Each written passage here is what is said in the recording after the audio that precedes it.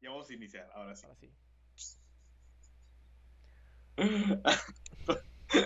Sí, me imaginé cantando. Y ahorita estoy dejando el bigote, güey, por mi cumpleaños. Ujú.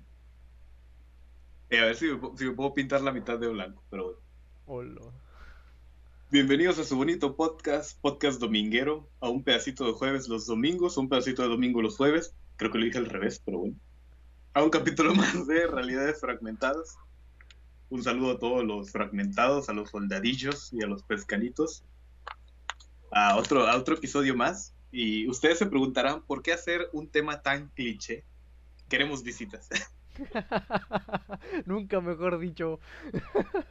La verdad, este iba Ajá. a ser un episodio, no me acuerdo de qué, güey, pero por la fecha dijimos, Ujú, ¿sabes qué? Esta va a ser la semana pico ujú. en búsquedas de Godzilla contra King Kong, así que vámonos. Simón. Ok, Vámonos. vamos a iniciar. El tema es Godzilla contra King Kong. Para iniciar, vamos a hablar de King Kong. King Kong. Suena mal, ¿eh? Esa búsqueda no Kong, es, ¿eh? Ah, Kong. Ah, ok, ok. me equivoqué de búsqueda, güey. Te piaste mal, ¿no? Ah, la Sí, bestia. bueno, Ajá. King Kong es el nombre de un gigantesco gorila ficticio que habita en la isla Calavera y que ha sido el protagonista de varias películas, además de haber aparecido en otros medios como series de televisión, libros, videojuegos o cómics, habiéndose convertido, por ello, en uno de los íconos de la cultura popular moderna. La película en la que este simio gigante apareció por primera vez fue en King Kong de 1933. Es una de las primeras y más famosas películas de monstruos. Aquí se va a notar, aquí se decanta, aquí justo a los 5 minutitos se nota hacia qué va, hacia dónde vamos, ¿sí o no, Kevin? Sí, sí, sí, sí. Porque les voy a hacer el resumen de todas las películas de King Kong. Unos güeyes quieren ir a una isla por diversos motivos. A veces van para hacer una película, a veces van por petróleo, a veces van porque se les hinchan los huevos. Se me hinchó un huevo, vamos, son. Vamos para allá. Vamos. King Kong se roba la morra, Ujú, la rescatan, después duermen a Kong, se lo llevan a Nueva York o a San Francisco. ujú. King Kong se suelta, hace desmadre, se vuelve a robar a la morra, lo matan y alguien dice, la bella mató a la bestia. Y Ok. no, fueron los helicópteros o o los avionetas que le dispararon a King Kong, no fue la bella. Nada Literalmente, más, literalmente ajá, dicen la bella mató a la bestia. sí, LOL. siempre dicen eso, no fueron los aviones, fue la bella quien mató a la bestia. Ok. Bueno, dato curioso, en la película del 76 escala las Torres Gemelas, King Kong escala las Torres Gemelas. En la película del 33 y del 2005 escala el Empire State. Ujú. Si ustedes son progresistas, feministas o lo que sea, no estoy denigrando, estoy así como que haciendo un paréntesis muy grande. Les recomiendo que no vean las de King Kong.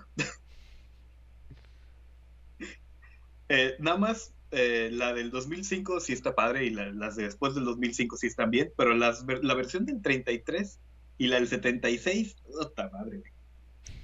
Son súper incómodas en ese Ajá. aspecto. O sea, literalmente cachetear a la mujer, o sea, no. Pero bueno, Ujú. a menudo no somos conscientes de lo que las grandes producciones fílmicas de Hollywood nos quieren transmitir. Ningún producto cultural, y esto incluye por supuesto la industria del cine, es neutral. Ninguno está exento de ideología.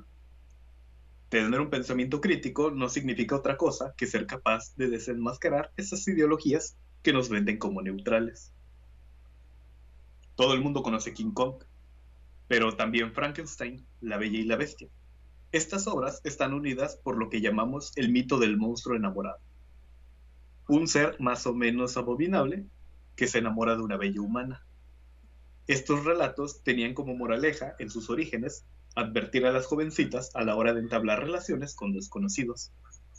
En otras palabras, controlar la vida sexual y afectiva de las mujeres. Ok. King Kong se estrena en 1933, fecha paradigmática del ascenso del nazismo y de las aún graves consecuencias del crack del 29.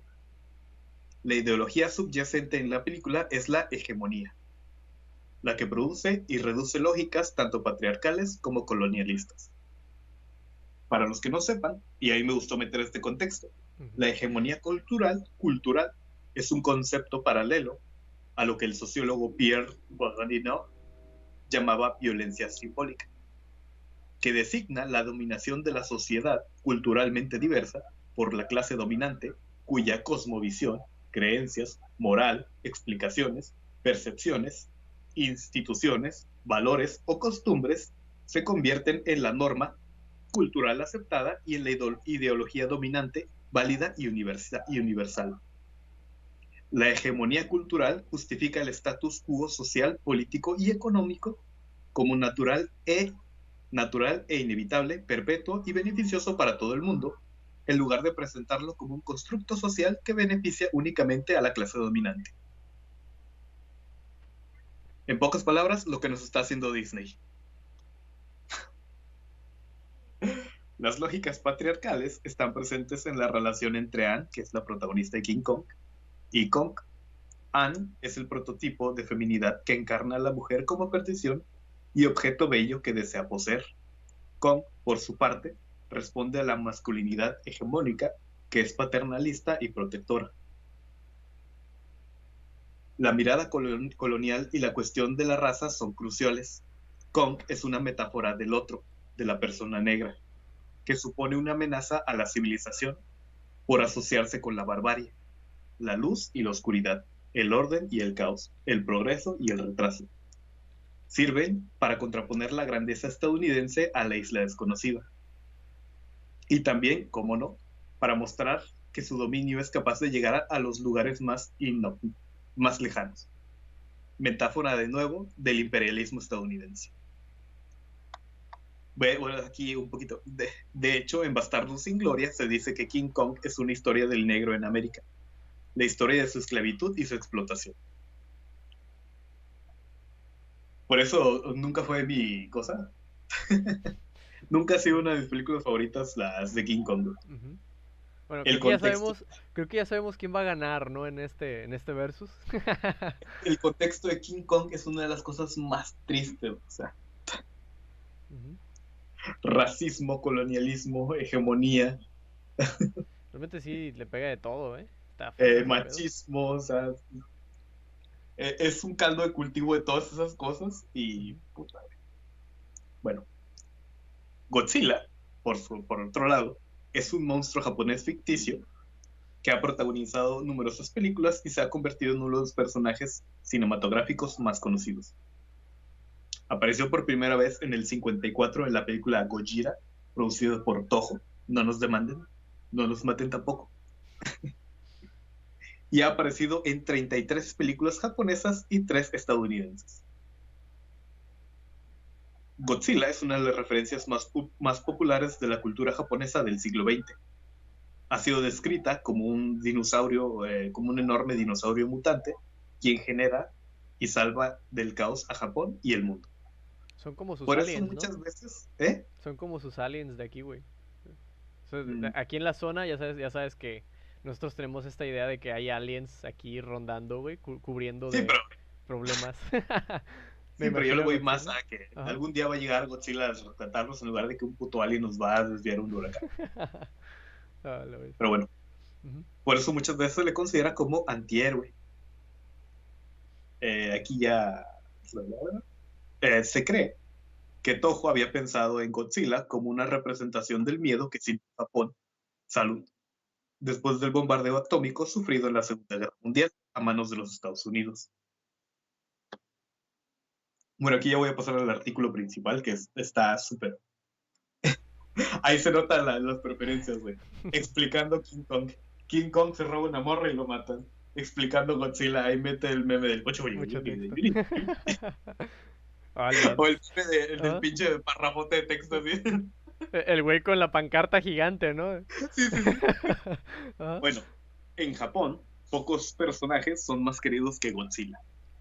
Habiendo protagonizado más de 35 películas, llevando su figura a merchandising de toda clase y siendo en esencia un embajador de la cultura japonesa en el resto del mundo, Para saber por qué es tan relevante Godzilla para la idiosincrasia japonesa, hay que hablar de la evolución de esa misma sociedad. Porque Godzilla, antes que un dios o un monstruo, es la representación de cómo ha ido cambiando nuestro mundo a lo largo del último siglo. Para empezar un poco de contexto, Godzilla nació en 1954 en su película homónima dirigida por Ishiro Honda y producida por Tomoyuki Tanaka, con los diseños de Eiji Tsubaraya. Su nombre japonés, Gojira, es como que un juego de palabras entre las palabras japonesas gorila, que es gorila, y Kijura, que es ballena. ¿Estás ahí, carnal?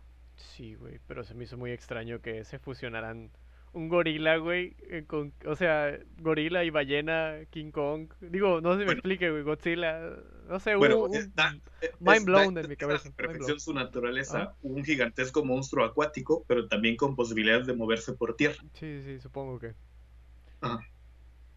Y es por eso, y eso es lo más aterrador del personaje. Okay. Como la película lo retrata como algo que no debe existir. Okay. Como una fuerza de la naturaleza capaz de arrasar Tokio, sin que ni siquiera el ejército pueda hacer nada para evitarlo. Por evitarlo.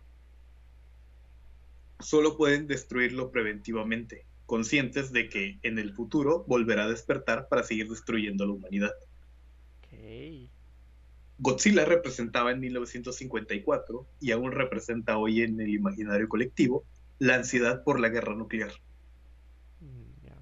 Por Hiroshima y Nagasaki, pero a los ojos de los japoneses. También el terror del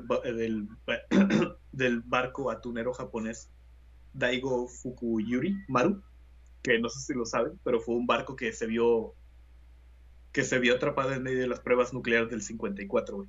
Chale. Y regresaron completamente irradiados y mucho tiempo Japón estuvo batallando con la radioactividad. Sí. Les platicaría qué les pasó, pero eso lo vamos a hablar más adelante en otro podcast. Para otro podcast. Acerca de radiación. Dándole una plataforma perfecta para despegar a Godzilla, el peligro nuclear no solo era algo que ocurrió 10 años atrás, o una amenaza invisible entre dos superpotencias. Era algo que estaba atacando reiteradamente al pueblo japonés. ¿Significa eso que Godzilla sea nada más una metáfora del horror nuclear? No completamente. Godzilla es un personaje cuya significación ha ido variando con el tiempo, adaptándose a las ansiedades e intereses de cada época. Aquí lo que puse en el preview. En términos de diseño, Godzilla también narra la historia sobre las catástrofes nucleares. Si bien la base de su diseño es la mezcla entre un tiranosaurio, un iguanodón, un estegosaurio y un cocodrilo, su piel no es la de un dinosaurio. Okay. No es escamosa, sino una especie de capa de cicatrices superpuestas regularmente. Ah, cabrón. Y la razón es la radiación, güey. Ajá. A la hora de diseñar la piel del kaiju, su diseñador, Eiji Tsubaraya, se inspiró en los queloides. Los anómalos crecimientos de tejido cicatrizal que sufrieron los que se vieron expuestos a la radiación nuclear. O sea, de este modo, Godzilla no solo se convirtió en la representación de la amenaza nuclear, sino también en el predicador de sus víctimas, güey. La demostración viva de las consecuencias de una explosión nuclear. Sí, está chido el trasfondo, güey, ¿eh? Que se hayan basado en el tipo de... El problema que daba la piel, la radiación, suena chido, güey. Ajá. De todos modos, esto es algo que no se veía usado de forma más tajante hasta la reciente Shin Godzilla, la película del 2016, dirigida por Hideaki Anno, nuestro señor.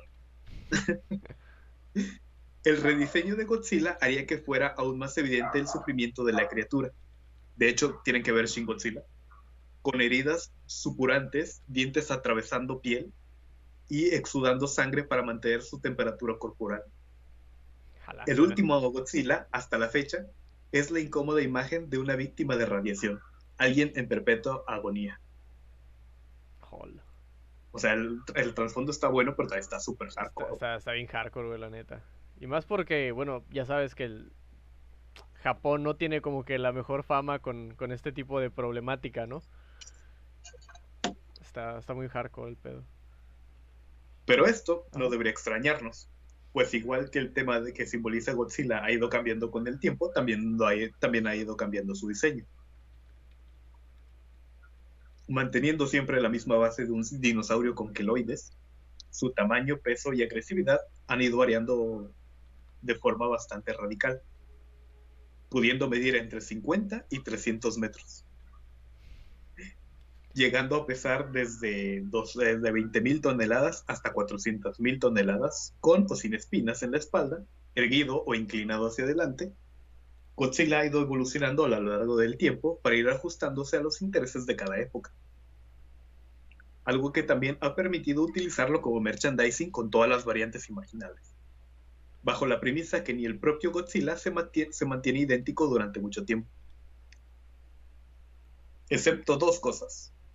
Solo dos cosas han permanecido siempre idénticas en Godzilla. Por un lado, el uso de pronombres neutros. O sea, Godzilla es progresista. Ya que el personaje carece de género. Es algo que casi nadie... Bueno, ya ahorita todo el mundo está bombardeando con datos curiosos acerca de Godzilla y King Kong. Pero es un dato curioso es que Godzilla no es hombre ni es mujer. Es neutro. Es Godzilla. Es Godzilla. Exactamente. Por otro lado, su alienación. Nunca ha sido aliado de la humanidad. Siempre se ha mostrado como un dios caprichoso al que le resultamos indiferente o nos odia de plano, pero jamás ha sido nuestro amigo.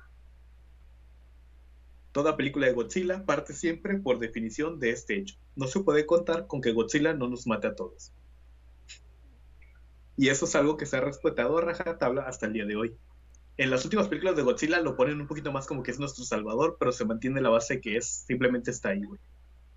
Ya, no es ni bueno ni es malo. Es un ente natural al que le teme el humano, básicamente, güey. Pero de alguna manera termina ayudando, ¿no? Porque... es como un perrito, güey, ¿no? Sí, güey, es como un perrito, ¿no, güey? Que está cuidando su zona, güey. Es como de... No sé cómo llamarlo, güey, pero de repente llega otro perrito y pues lo agarra a golpe y se lo... Sí, se lo madrea, güey. Y él está haciendo su pedo, que hay, tú solo entiendes a putas. Pues sí, básicamente. Ya entrando en las películas, el valor de Godzilla, el por qué es el orgullo del país, hasta el punto de tenerlo como embajador cultural, güey. Y de hecho hay una estatua de Godzilla que es ciudadano japonés, güey. Yo me quiero tomar una foto con esa estatua, güey. Ahí está el meme, ¿no? De que ¿quién vendió la casa? Alejandro en la foto, tomándose una foto con la estatua de Godzilla. Dicen en el chat, nada más por paréntesis, dicen en el chat, Shin Godzilla se ve desagradable. Y sí, güey. Sí, se ve bien ojete. Sí. Bueno, ya, sigo. Pero es la mejor película que hay. Bueno, es que entrar en definición de cuál es la mejor y cuál es la peor es muy subjetivo y la línea es muy delgada en las películas de Godzilla, pero pues, disfruten. Es lo que les digo. Disfruten. Es porque sus creadores siempre han sido conscientes de que es un símbolo, no un mero personaje, sino algo que trasciende a sus películas. La representación del pensamiento japonés transmutado en forma de un monstruo gigante.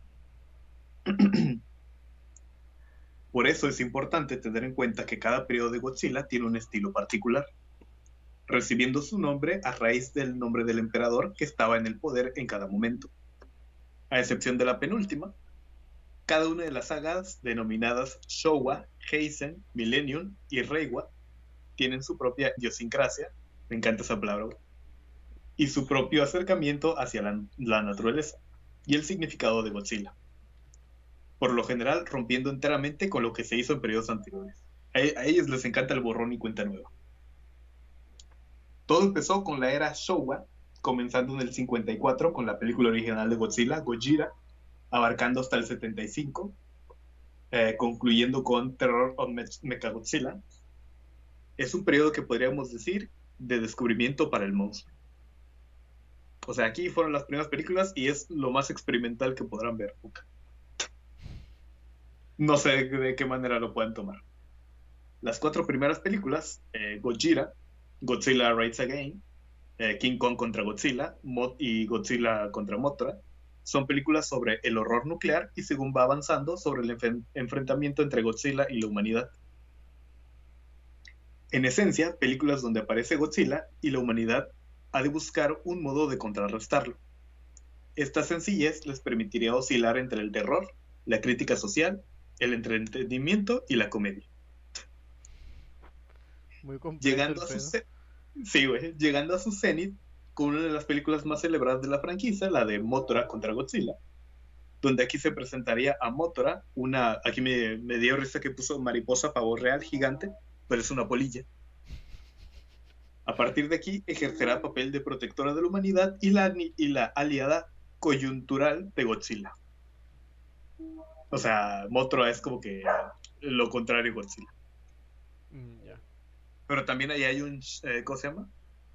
Cuando hay un shipeo de ahí muy raro. Shipeo, no se metan a internet poniendo eso. no pongan regla 34, por favor, no lo hagan. O sea, ya nos banearon del canal por decir eso, pero bueno. Pero bueno. Pero nada, Panterrey, güey. Pero nada permanece mucho tiempo igual en el reino de Godzilla. Y todo esto empezó a cambiar con la quinta película, Ghidorah, The Three-Head Monsters, el monstruo de tres cabezas. Debido al atronador éxito de Mothra contra Godzilla, el productor de la franquicia, Tomoyuki Tanaka, decidió que era necesario hacer una secuela directa de la misma, además de introducir cuantos más monstruos mejor. De este modo se presentó en sociedad a King Ghidorah, que es uno de los mejores monstruos, uno de los mejores diseños, un dragón de tres cabezas que se convertiría en el enemigo mortal de Godzilla, a la par que volvían a aparecer viejos conocidos de la franquicia como Rodan, Mothra y los demás. Esto concluyó en una trama mucho más rocambolesca de ciencia ficción, donde las peleas y los giros dramáticos fueron no la excepción, sino la regla. Algo que, contra todo pronóstico, se convirtió en un precedente. O sea, a partir de la quinta dijeron, de la quinta hasta Terror Mechagodzilla, güey, dijeron, aquí vos sí, a hacer chingo de desmadre. Sí. Métele más humo de petardos, más monstruos, más explosiones, sí, todo. Marcianos, viajes en el tiempo, todo, métele todo. Era la droga la que hablaba en esos tiempos. Ay, está pasando el tren. A instancias de los deseos del productor, las tramas alambicas y la presencia de cuantos más monstruos mejor se convirtieron en la base de toda la era Showa. Ahí el meme de que ¿cuántos monstruos le metemos, señor productor? Sí. A la bestia. ¿Quiere que también meta otros 5? Sí. ¿Cuánta pirotecnia vos vas a necesitar? Sí. Okay. De enfoque más familiar y fantasioso, con un Godzilla relativamente amigable con la humanidad. Es decir, su comportamiento por defecto no era masacrarlos. Abrazaron la locura de la ciencia ficción audiovisual de los 50s y 60s. Fueron una de las épocas más raras para vivir, güey. Los 50s y 60s. Y un poquito los 70s. Bueno, ya hablamos una vez en el podcast de que la época más rara de la humanidad fueron los 80s, pero introduciendo cada vez más monstruos, más alienígenas e incluso el hijo de Godzilla. Quien protagonizaría una película que es All Monsters Attack, una película sobre la amistad del kaiju con un niño humano, suena muy raro decirlo, que acabaría siendo un enternecedor alegato contra el bullying. Mira. O sea, Godzilla enseña valores. Sí, básicamente, güey, es como creaste literalmente, es el meme, güey, de cuando creas un monstruo sin querer, güey, ajá, pero al final termina siendo totalmente un símbolo y pues la gente lo aprovecha, ¿no? Quien está atrás. Así que Word. Pero la era Showa acabó y un nuevo emperador requiere un nuevo enfoque de las películas de Godzilla. Y de este modo nació la era Heisei. La era Heisei comienza en el 1984 con The Return of Godzilla, que es el regreso de Godzilla, y concluye en el 95 contra Godzilla contra Destroya.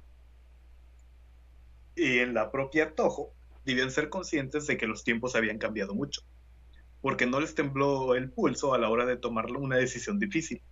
Decidieron hacer que el regreso de Godzilla fuera un reboot que transcurría inmediatamente después de Godzilla de 1954. Okay. O sea, la era Showa tenía como que su propia continuidad. Uh-huh. Y cuando dijeron otra película de Godzilla, dijeron, ¿saben qué? Estas no cuentan, solamente tomamos la del 54, como que esta secuela del 54. El meme de eso no es canon. Sí, eso no es canon. Chale. Unidas todas las películas de esta manera en una única línea temporal, representan a Godzilla como una destructiva fuerza de la naturaleza que hará todo lo posible para acabar con la humanidad. Debido a su enfoque marcadamente más oscuro, las discusiones sobre energía nuclear, la biología de Godzilla, las implicaciones morales de la experimentación genética y un marcado sentimiento antiamericano serán la norma en la mayoría de ellas. Una ruptura radical con el tono más familiar de la era Showa. Personalmente, esta es mi era favorita, güey, la era Heisen. La Heisen. Es la tercera fase, ¿no? Podría decirse. La segunda. ¿La segunda? Ah, cabrón. Ahora luego sigue la tercera, güey. Okay. Así funciona la matemática. Estoy confundido entonces, güey. Había entendido que eran primero las primeras 4, primeras 5. No, después... esas son de la era Showa, siguen siendo. Ok. Ya. Ok, bueno. Pero hay que tener en cuenta el contexto sociocultural de la era Heisen. En la época, el discurso antiamericano no hizo sino crecer, y si bien hubo un gran auge económico en el país nipón, que llegó a las clases medias durante... ya me trabé. Si bien hubo un gran auge económico del país que llegó a las clases medias durante los 80s, el miedo a la energía nuclear y la rápida evolución de las nuevas tecnologías, de las cuales Japón eran pioneros, hicieron que tuviera ciertas suspicacias hacia el avance tecnológico. Algo que en este caso se materializó en Godzilla enfrentándose a criaturas más peligrosas que él mismo. Monstruos capaces de transformarse y evolucionar en formas cada vez más poderosas y violentas. Lo cual concluiría con Godzilla vs. Destroyan, o sea, Godzilla contra Destroyan, donde, spoiler, no solo muere Godzilla, sino que en el enfrentamiento contra su enemigo provoca una explosión nuclear que destruye Tokio, haciéndola inhabitable para siempre. Y es de las mejores películas que... Bueno, ya les dije que la línea entre bueno y malo. Alerta de no spoiler.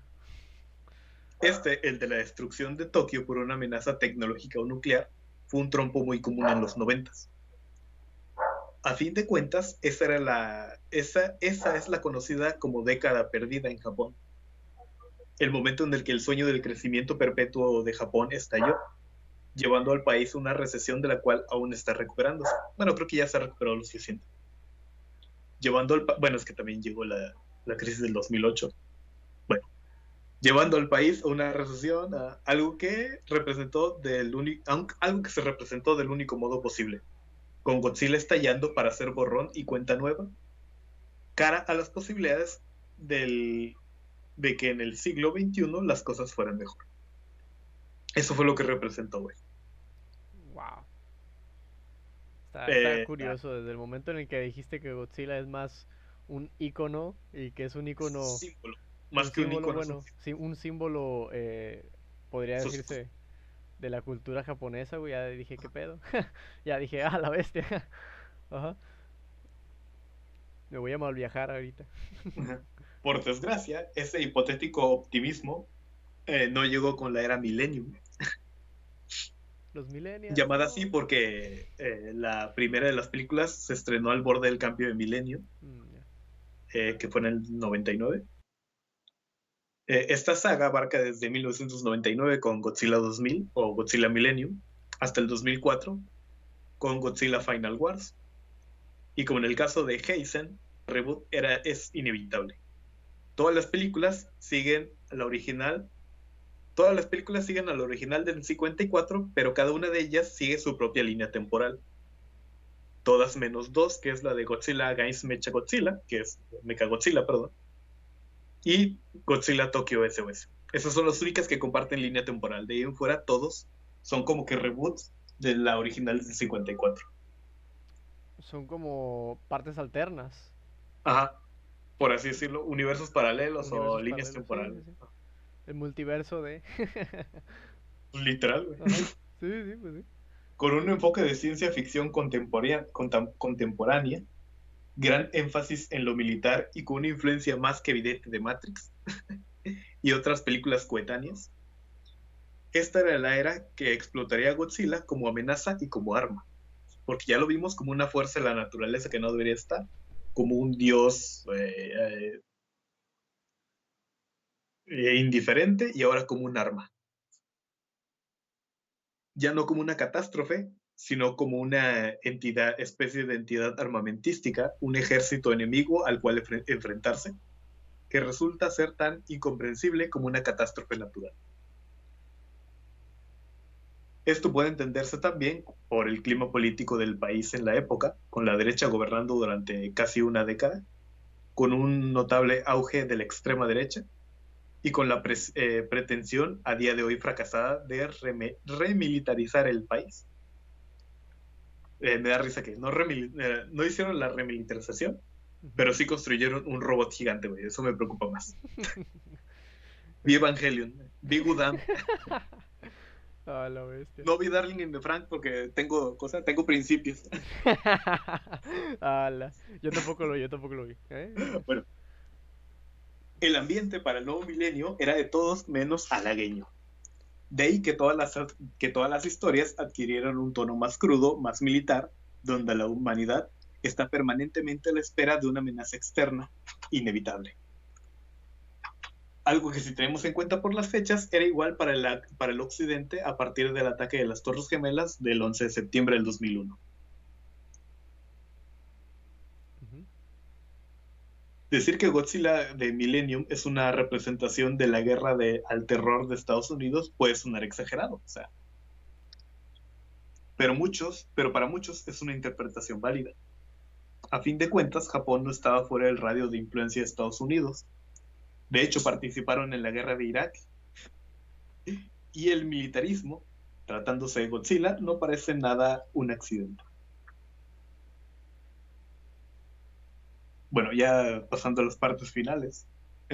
Tuvieron que pasar 10 años. Después del 2004 dijeron vamos a darle un break a Godzilla porque ya se estaba quemando. Y era que estaban sacando una película por año, literalmente. Yeah. ¿Cuántas dijiste que tenían? ¿30 y tantas en Japón? Tiene 33 japonesas. A la bestia.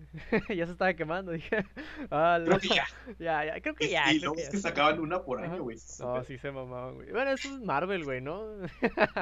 Básicamente, güey, o no sé qué ahorita tengan. Pero estos mínimo le metían un buen contexto, güey. Algo así como Fortnite, ¿no?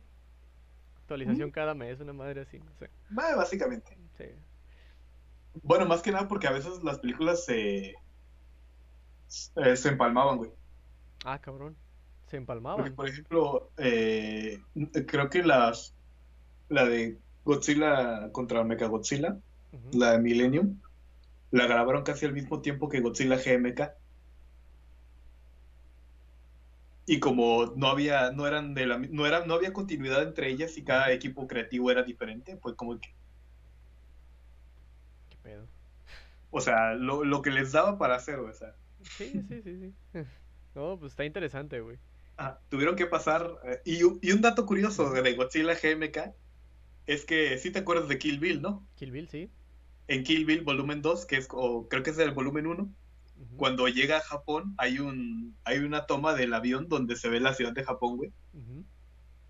Esa es una maqueta de Japón que se iba a utilizar para Godzilla GMK. Ah, no manches. El guiñito. Porque Tarantino fue a grabar las escenas en Japón y pidió unos sets prestados y le pidió a la Toho que le ayudara con unos sets.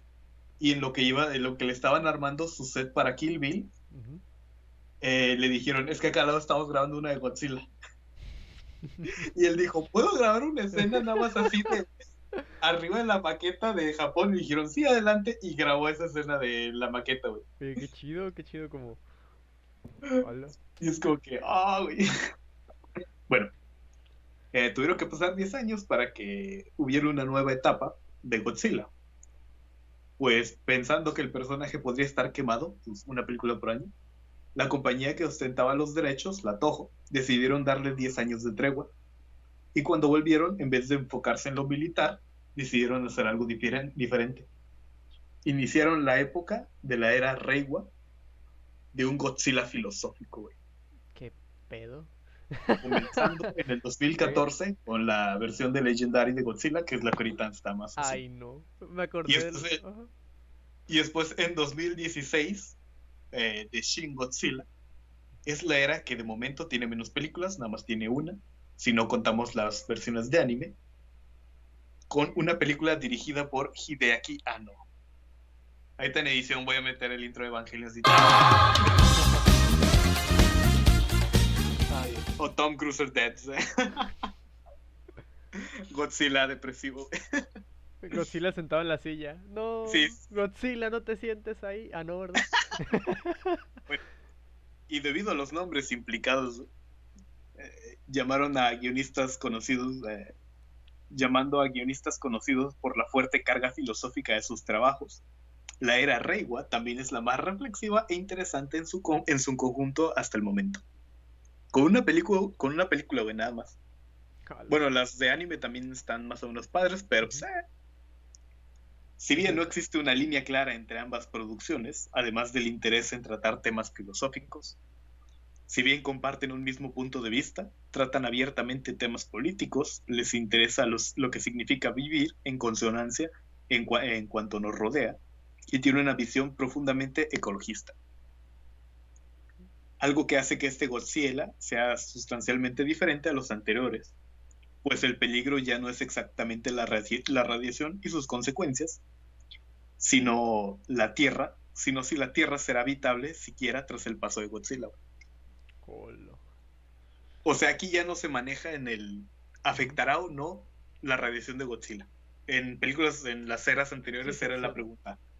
Era algo que se manejaba como subtrama de si afectará o no. Aquí ya de plano es ¿sobreviviremos o no? seguir viviendo? ¿Podremos seguir viviendo o ya de plano valió madre? O sea, sí, güey, a la ya no es algo que se mire de reojo, ya es algo que se ve así como que verga. Se da por sentado, ¿no? Sí, güey. A la bestia. Eso hace que el Godzilla de ambas producciones, que en principio no tienen nada en común, además de ser los más grandes de la historia, sean también los que tienen consecuencias más devastadoras para el entorno, pues ya no representan la naturaleza o la bomba atómica, sino algo más terrorífico, el lado oscuro de la humanidad, la capacidad propia de un dios de transformar la tierra a su paso.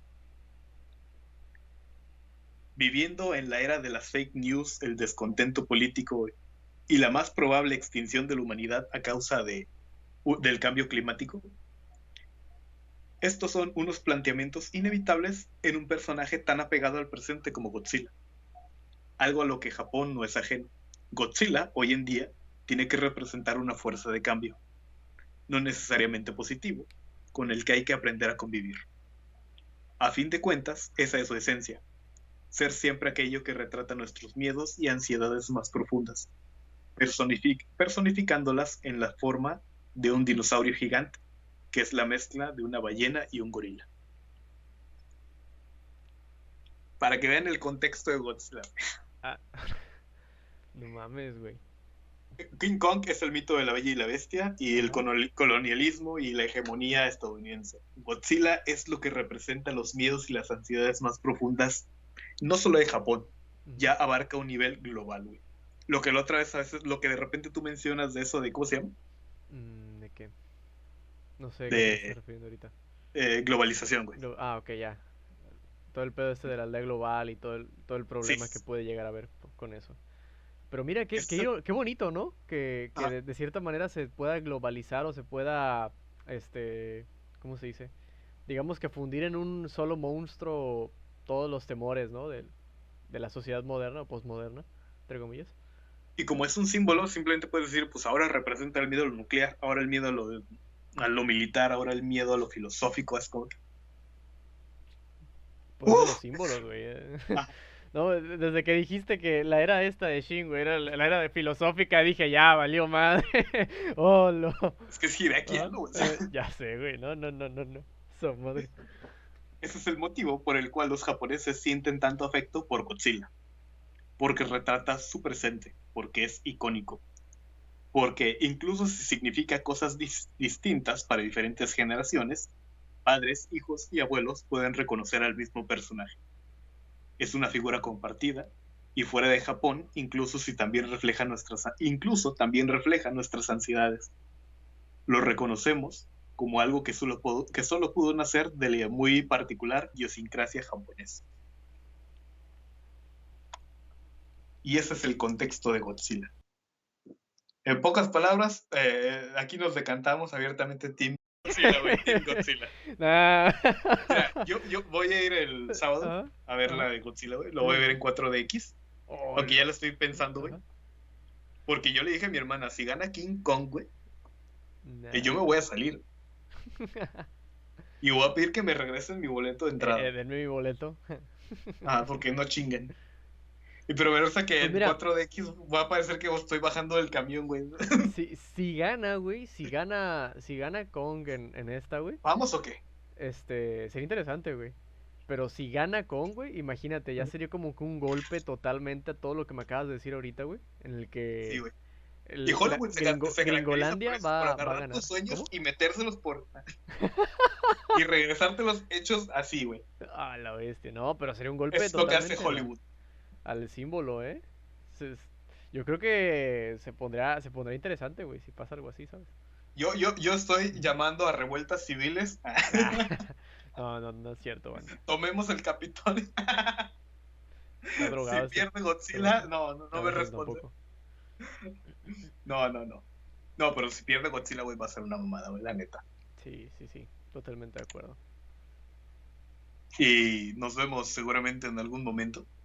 Síganos en nuestras redes sociales, Facebook, Instagram, estamos en YouTube como Realidades Fragmentadas, en Spotify, Twitter, en Anchor, creo que también en iVoox, en su Roku Pirata y áspera ad inferni. Hagan su voluntad, será la totalidad de la ley. ¿Cortaste o seguimos aquí? Seguimos aquí, güey. Ok. Y pues ya terminamos. Oh, la bestia. No, sí estuvo interesante, ¿eh? El episodio. El trasfondo de Godzilla no sabía que era tan grande, güey. O sea, sí, güey. No sabía que tenía tanto. Yo realmente lo veía como desde un punto de vista más como de, mira, tenían algo, salió bien y siguieron adelante, güey. Algo así lo vi yo, güey.